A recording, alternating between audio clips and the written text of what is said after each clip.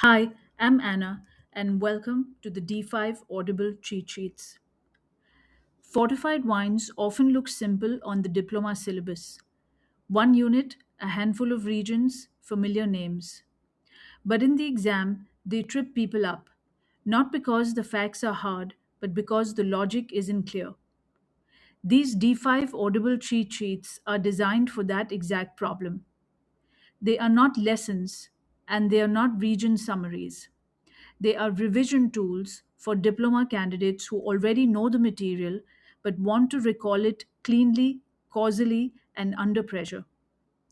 Every episode follows the structure of the official D5 textbook. We start with grapes and growing environments, move into production and aging choices, and finish with the business logic behind fortified wines. Fortification is never treated as a trick or a method in isolation. It's always a response. Across the next 9 episodes, we'll apply that same chain to every major fortified wine style so that when you see a D5 question, you're not listing facts, you're explaining why. We begin with the foundations. Before we even talk about regions, styles, or aging systems, we need to understand one thing clearly. Fortified wines exist because in certain places and with certain grapes, still wine alone does not reliably solve the problems producers face. Those problems are structural, environmental, and commercial. Many fortified wines come from warm to hot climates. In these conditions, grapes accumulate sugar easily and quickly. Acidity can fall just as fast.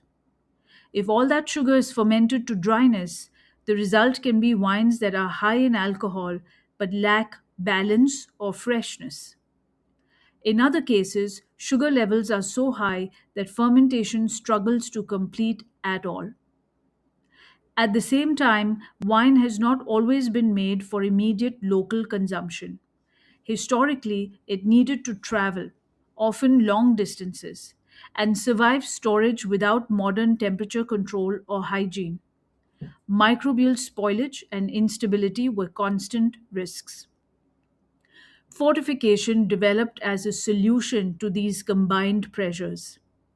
At its core, fortification is the addition of a neutral grape based spirit to wine or fermenting must. That single decision allows producers to control three critical variables at once: alcohol, sugar, and stability. The timing of fortification is what determines its impact.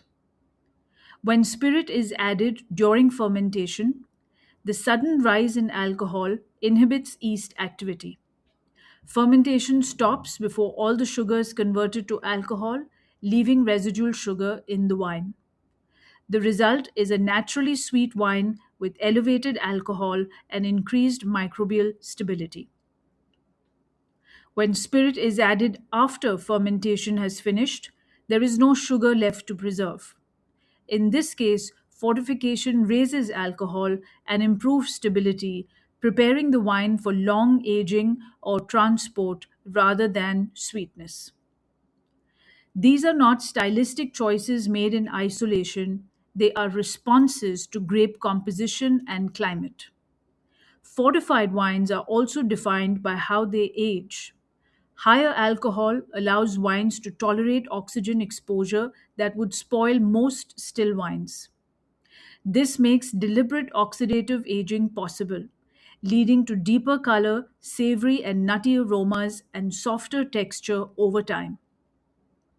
In some cases, wines are protected from full oxidation through controlled environments or biological processes, preserving freshness despite long aging.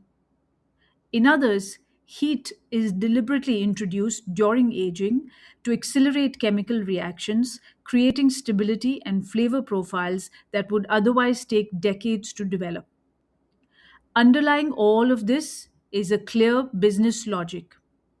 Fortification allows wines to be stored for long periods without deterioration. It enables blending across vintages for consistency. It allows wines to be released when ready rather than when young. Fortified wines are not just a different style, they are a different solution. Everything that follows in this series, sherry, port, Madeira, VDN, Rutherglen Muscat, is an application of these same principles to different grapes, climates, and market needs. If you keep one question in mind as we move forward, what problem is fortification solving here? The D5 unit stops feeling like memorization and starts making sense. In the next episode, we'll apply this foundation to our first region and see how these principles play out in practice.